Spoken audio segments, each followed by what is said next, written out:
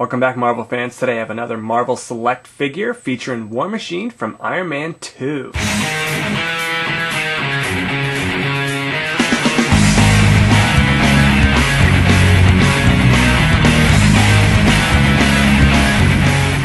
So I'm a really big fan of the Marvel Select figures, so when I heard that they were making an Iron Man 2 line with the Iron Man and War Machine, I was really thrilled. And I just picked up this War Machine at my local comic book shop. So for the Marvel Select figures, they come in this really big box, and depending on the size of the figures, it looks like the box is too big or too small. And in this case, the box does kind of seem a little bit too big for the figure, but all the boxes are the same size, so there's no difference in the box sizes from what I've noticed. So they're all this size. It's just the figure inside of them are different sizes. But yeah, it comes with a background in the back. Here, when we take it out, I'll check that out. A Gatling gun right there that you place on the shoulder, and there's a faceplate up on top. Looks pretty cool. Let's take a zoomed in look in the package. So there's a close-up look at the War Machine, James Rhodes.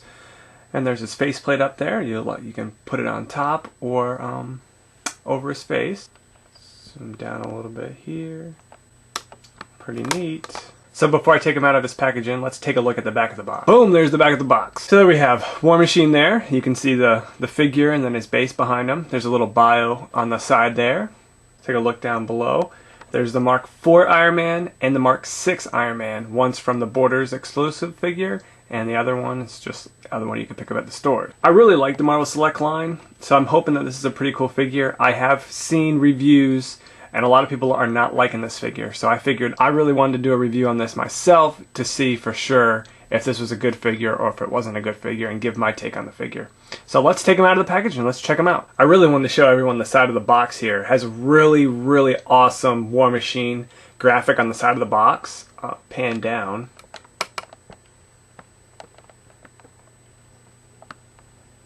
It's a really awesome War Machine on the side of the box right here.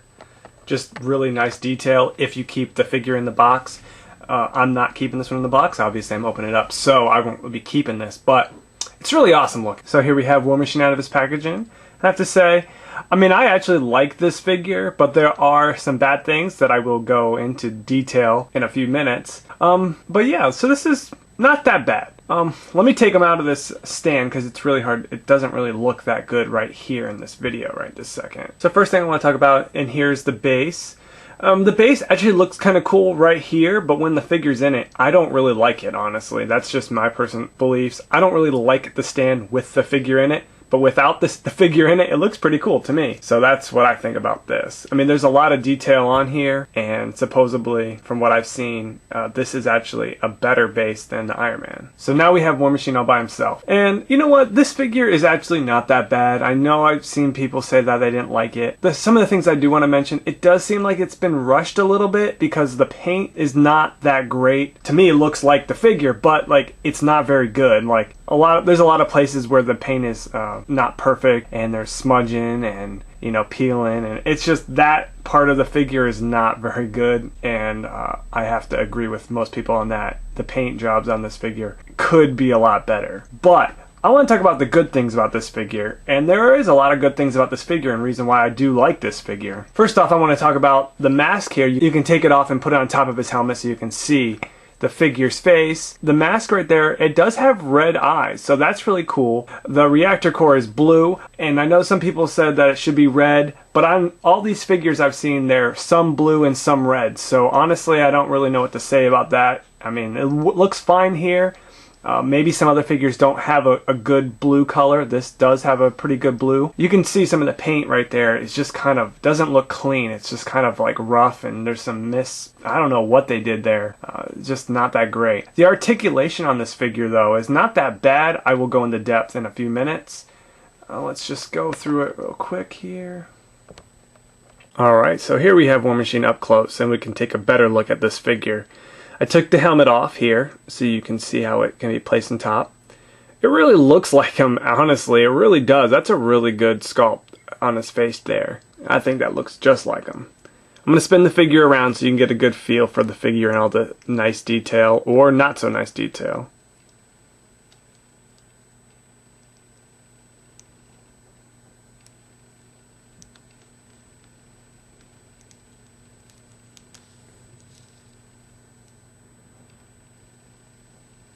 can see there's some marks right there too. So really that's just a pretty much overview of what the figure looks like. Now let's go through the articulation on this figure. The hands can go all the way around, and you can rotate the bicep.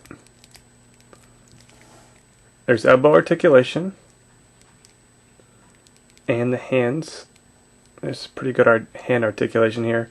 They are molded, so you can't put anything in them, but they move pretty good. There's ab articulation here where you can rotate and then move up and down a little bit. I'll show you the gun here. The gun can move back and forth here and rotate all the way around as much as you can go. For the head articulation, there's pretty good movement. Goes about that far and there. I mean, but for all the other War Machine figures, the head articulation is really poor. You can't get them past these bars anyways. Back and forth. There isn't any waist articulation right here. There's just the ab articulation. And for the leg articulation here, can rotate like that. If you can move the leg in the right position, it does go in and out. So the legs are able to move quite a bit. Then there's a knee joint here. Looks pretty interesting here. It's got little grooves in it.